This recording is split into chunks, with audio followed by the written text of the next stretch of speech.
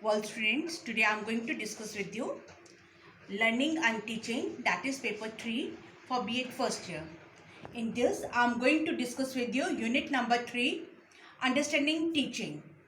And today I am going to discuss with you teaching of levels. Under that, I am going to discuss with you understanding teaching.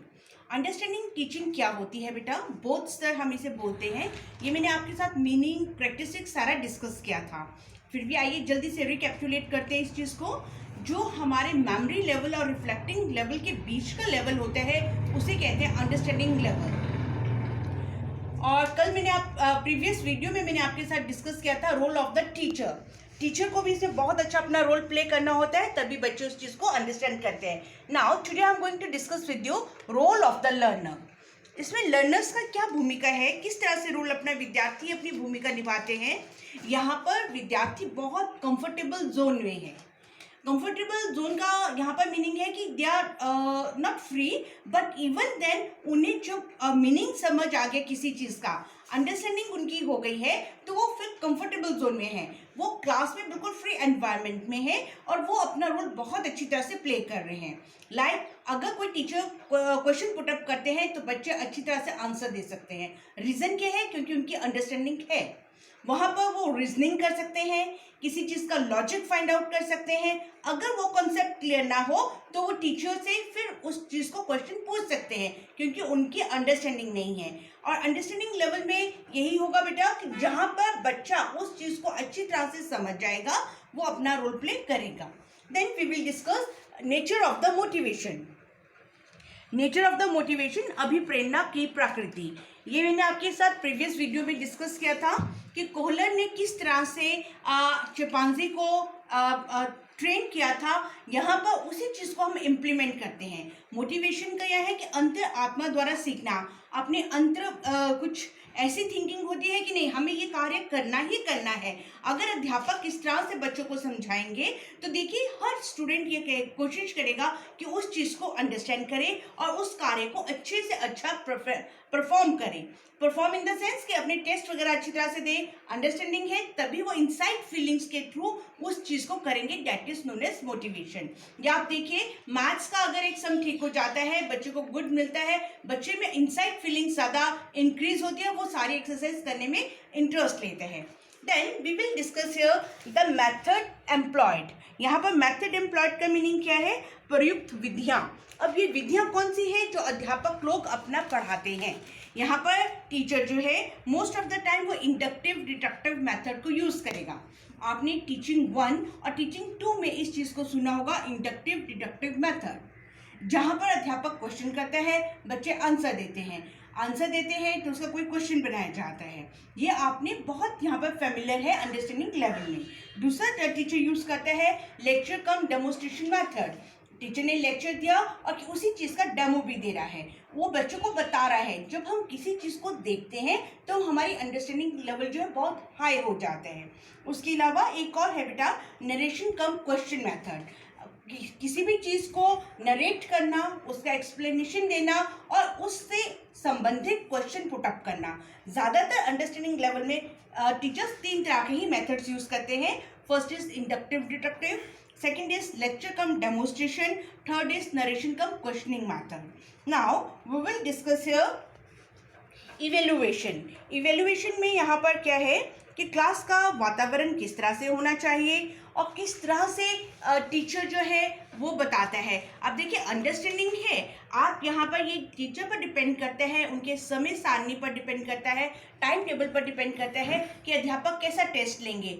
Only observation, written test, ऐसे type test और इट में भी practical test, examination. It depends upon teacher कि वो बच्चों को देखे कि उनकी अंडरस्टैंडिंग कितनी हुई है। ज़्यादातर यहाँ पर असाइनमेंट भी दिए जाते हैं या प्रोजेक्ट भी दिया जाता है कि बच्चा अपनी अंडरस्टैंडिंग के साथ उस चीज़ को करे और फिर अध्यापक लोग उसे इवेल्युएट करें। आइए अब हम डिस्कस करते हैं मेरिट्स ऑफ अंडरस्टैंडिंग लेवल। कौन कौन सी इसके मेरिट्स हैं, आइए अब हम डिस्कस करते हैं। First is effective learning. इसमें जब हम गुण देखते हैं बोथ स्तरीय लर्निंग के, यानी कि अंडरस्टैंडिंग लेवल के, तो आप देखिए सबसे पहले हम डिस्कस करते हैं इफेक्टिव लर्निंग। जब बच्चा अच्छी तरह से किसी चीज़ को समझ गया है, आप अपने आप देखिए सबसे बड़ा गुण क्या होगा अंडरस्टैंडिंग लेवल का, कि बच्चा जो है उसका बहुत ज़्यादा इफेक्टिव लर्निंग है, प्रभावशाली उसका अधिगम है। वो इतना प्रभावशाली है, ज़रूरी नहीं है उसी कक्षा में उसे वो यूज़ कर रहा है, आने वाले समय में कहीं भी उस चीज़ को वो यूज़ कर सकता है। दूसरा है इंटरेस्टिंग लर्निंग। इंटरेस्टिंग लर्निंग का मतलब है रोचक अधिगम। रोचक अधिगम क्यों हुआ था? क्योंकि बच्चा उस चीज़ को समझ गया था। क्यों हुआ था? क्योंकि अध्यापक ने कक्षा का एनवायरनमेंट ऐसे बनाया था कि कोई भी बच्चा कोई भी क्वेश्चन पुट अप कर सकता है, अध्यापक विस्तार से उसे बता रहे हैं, या बच्चों के साथ उन्होंने उस चीज़ को डिस्कस किया। जब किसी भी चीज़ को हम डिस्कस करते हैं, आप अपने देखिए वो हमारे लिए लर्निंग बहुत ही ज़्यादा रोचकपूर्ण हो जाती है, जिसे हम कहेंगे interesting learning. Then development of the cognitive abilities. Cognitive abilities क्या कौन सी होती हैं? ज्ञानात्मक योग्यताओं का विकास। अब ज्ञानात्मक योग्यताएं कैसे आएंगी? Just learn Bloom's taxonomy. आप उसमें देखिए जब हम ज्ञानात्मक एबिलिटीज़ का डिस्कस करते हैं उसमें, तब आपने देखा होगा ज्ञानात्मक में कहाँ से आता है? जब बच्चा उसके लिए अच्छी प्रकार से सोचेगा, इमेजिनेशन करेगा, हाइपोथेसिस करेगा, उसका मतलब आंसर भी इमेजिनेशन में करेगा, और उसके लिए क्रिटिकल थिंकिंग भी होगी, लॉजिक थिंकिंग भी होगी, तब उसकी कॉग्निटिव एबिलिटीज़ जो है बेटा बढ़ती जाती हैं। आप किसी भी चीज़ को गहराई से सोचिए, उसके विषय में गुण अवगुण या उसकी विशेषताओं के लिए सोचिए, आप देखिए आपको आपका जो ज्ञान है वो बढ़ता जाएगा। तो अंडरस्टैंडिंग लेवल का सबसे बड़ा पॉइंट यहाँ पर है development of cognitive abilities. Then helpful in learning at reflective level. ये बहुत ही ज़्यादा सहायक है, चिंतन स्तर के शिक्षण अधिगम में सहायक। अब देखिए जो हम नेक्स्ट पढ़ेंगे वो रिफ्लेक्टिव होगा। रिफ्लेक्टिव कैसे है, यहाँ पर क्यों मेंशन किया गया है? जब अंडरस्टैंडिंग हो गई है, अध्यापक ने टेस्ट ले लिया है, उस चीज़ को वो परफॉर्म करके दिखा रहा है, बच्चा परफॉर्म करवा रहा है, तो वो परफॉर्मेंस कहाँ से आएगी? जब बच्चे ने उसके लिए रिफ्लेक्टिव यानी कि उस चीज़ के लिए चिंता की, उसके लिए सोचा, किसी भी पर्टिकुलर टॉपिक के लिए, तब ये बहुत ही बड़ा एक ये मेरिट है अंडरस्टैंडिंग लेवल का। Now we will discuss demerits. अब इसके अवगुण के लिए डिस्कस करते हैं। Not learner centred. इसका सबसे बड़ा अवगुण क्या है अंडरस्टैंडिंग लेवल का? कि ये विद्यार्थी केंद्रित नहीं होता, ये विषय केंद्रित होता है। कि कोई भी विषय है, किसी भी एज का बच्चा है, अगर कक्षा में उसको लगाया गया है, पाठ्यक्रम में करिकुलम में लगाया गया है, तो बच्चे को वो याद करना ही पड़ेगा। आप यहाँ देखिए साइकोलॉजिकल वे में वहाँ पर बच्चा जो है वो थोड़ा वीक हो जाता है, कि वो कार्य उसके बस में नहीं है, फिर भी हम उसे कह रहे हैं you have to do this.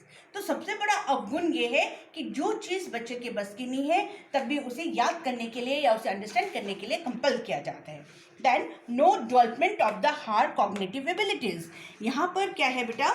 No development. अब देखिए जो वो ऊंचे स्तर पर योग्यताओं के लिए ये विकास पूर्ण नहीं है, क्योंकि जितनी उसकी नॉलेज थी, जितना टीचर ने करिकुलम के अकॉर्डिंग उसे पढ़ाया था, वो जो है उसकी एबिलिटीज़ आगे नहीं बढ़ती। रीज़न क्या है? क्योंकि पाठ्यक्रम से संबंधित संक्षिप्त में उसी चीज़ की नॉलेज दी जाती है। जैसे सपोज 4th क्लास में चाचा नेहरू का एक चैप्टर है, वो 5 पेजेस का है, लेकिन वही 8th स्टैंडर्ड में जाके 15 पेजेस का हो जाएगा। तो देखिए ये अकॉर्डिंग टू एज ही उनकी एबिलिटीज़ बढ़ती हैं, एकदम नहीं बढ़ सकती। तो सबसे बड़ा अवगुण ये है, यहाँ पर डिमेरिट ये है, no development of the higher cognitive abilities. So we have completed these levels of teaching, and in my next video we will discuss reflective teaching. Thank you very much.